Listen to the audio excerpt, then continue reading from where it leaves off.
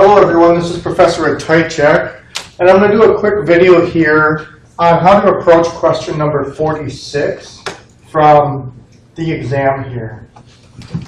So I'm going to turn on doc cam and see if I can position myself at the doc cam here for this demonstration. This was by far the most difficult question, yet I think most people did pretty well with it. I did not give everybody a negative 10 point that got it wrong if you were on the right track. Okay, so this question requires that you have a lot of knowledge here. So first and foremost, I'm just going to use a different sheet of paper here, but it requires that you know the difference between comparative and absolute. What I found with many of the answers that were wrong and that you didn't get any points for is that people were mistaking comparative and absolute advantage. You were using the thought process of absolute advantage to determine who has comparative advantage, and that is not possible. Absolute advantage has nothing to do with comparison of opportunity cost or sacrifice. It's simply who has the most production in the same amount of time. So some of you were converting minutes. So you were converting the minutes from 20 and 12, and you were getting a certain ratio. And you were converting the minutes from here, 15 to 10, to get a ratio. And you were answering it as if that was the ratio of opportunity cost to produce a unit. No, that's actually the ratio of minutes. So some of you were coming up with a 1.6, a 1.5. Basically what you were saying there was, for every 1 minute I use in producing tomatoes, I spent 1.6 minutes producing corn. For every 1 minute I produced tomatoes, I spent 1.5 minutes producing corn. So you have to be careful there, because the second thing was those positive statements, right? That was from chapter 2, where I said know your nouns, your verbs, your actors, your agents, know the unit of measure. In this case, the problem gave you it in minutes. And the best way, the optimal, the most efficient way to solve comparative advantage, because this is how we've been talking about it, we did not talk about comparative advantage in any other way other than in production of units. Okay? Absolute advantage we talked about in minutes, we talked about in hours, we talked about in units, but for comparative advantage we only talked in units produced. Okay, we always dialed it down to 1 unit produced and then looked at the sacrifice of the other good. So if we chose to produce this unit, how many of the other ones were we sacrificing? And then we said it's a sin if we produce that 1 unit and we sacrifice more than our trading partner would have, right? So back to that wheat and DVDs kind of thing out there. Okay, so that was the other part. That's why this was a 10-point question, is because you had to know the difference between these. You had to understand this and convert it to a unified measurement, because if you look here, we've got 20 minutes, 15, 12, and 10. What is the pattern here? Well, we also have the 100 here, but Canada is so slow, they're so weak at producing this stuff, that these two countries, even without having to do the math, these two countries would sacrifice more. Okay? And for all intent and purpose, we just look at these two here. We've got a standard factor of 60. So we could have 3 produced in 60 minutes, 5 produced in 60 minutes, 4 produced in 60 minutes, or 6 produced in 60 minutes. Now, in 60 minutes, I can't produce a single one of these, so it would be something like 0.6 and 0.6. Within that amount of time, we'd be able to produce about 60% or so of that item. So Canada's out of it because their sacrifice would be so small out there as well. So, because the question, remember, is asking about tomatoes. Who has the most sacrifice when producing tomatoes? In other words, who loses the most with corn production? Okay? We want to prevent this overall loss of corn production. Okay? So now we move forward here. The next part of this challenge of the problem is the math, right? So how do we use this math, use the data available to us, math and data, okay? How do we use the data and break it down into ratios for 1 unit of tomato, 1 tomato, okay? So how do we do that? That is the other test. Again, why this is a 10-point question, because you had a lot of stuff that you had to go through here. So you do the ratio, and then finally I'm asking you, who produces it? Who is going to produce, who will produce the tomato? Okay? So that's why this is a 10-point question. If you want to look at it this way, it's almost like 2.5, 2.5, 2.5, 2.5 as a breakdown here. So let's begin. Let's start working through this problem here. Okay.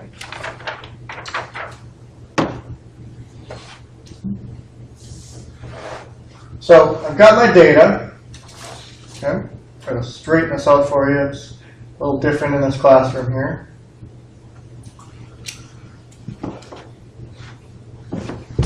So if I look at it this way, I've got Poland, we've got Italy. Okay. We've already neutralized Canada, so we only need to talk about the corn in Poland and Italy and the tomatoes in Poland and Italy. So I'm converting this to 60 minutes because that's a common denominator, a common hourly thing with these numbers that'll work and it'll help us out. So if it takes 20 minutes for a bushel of corn, we can produce 3 in an hour. How am I doing this? Well, I'm taking 60 minutes because I've just decided by looking at the numbers that that's going to be the same thing. I'm going to upload this to an hour of time. Divided by 20. Gives me my 3. So that's where I go with my 3 here. Now for tomatoes, I'm still going to use my 60, but then I'm going to divide it by 12. And that'll give me a 5. So I'll put a 5 in here. Italy, got my 60 divided by 15 equals a 4. So I'm going to put a 4 there. And then also 60 divided by 10 equals 6. So in 1 hour of time, 1 hour, I could produce either 3 units of corn in Poland or 5 tomatoes in Poland. Okay.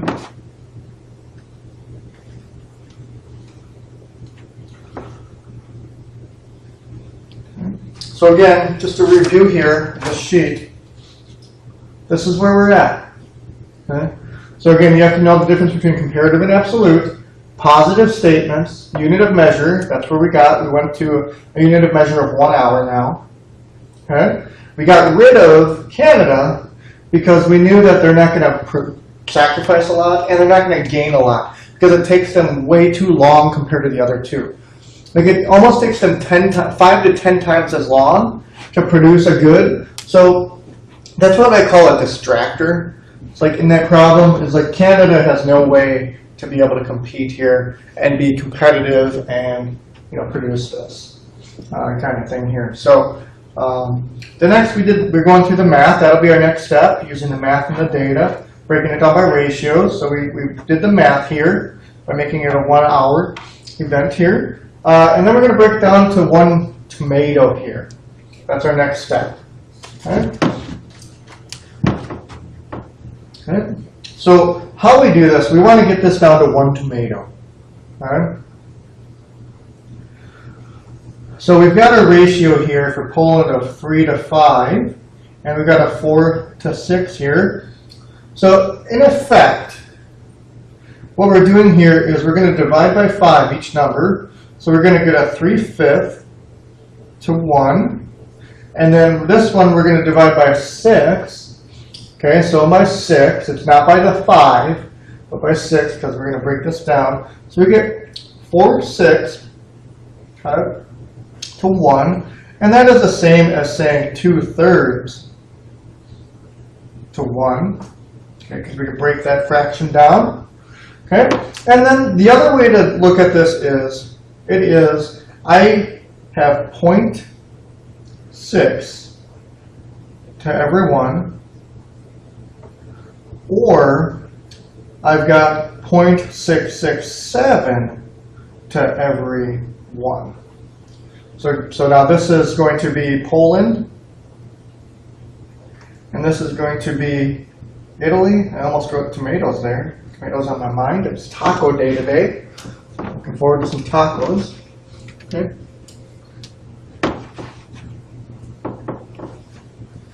So here's the crux of it. I'm just going to write it down here so you can see, really what we're after. So I've got Poland at a 0.6 to 1, Italy 0.6, let's just say 0.67 to a 1. So this is corn that they could produce versus a tomato. So comparative advantage says that if Italy were to produce that tomato, they would lose 67% of a corn unit. That's a lot.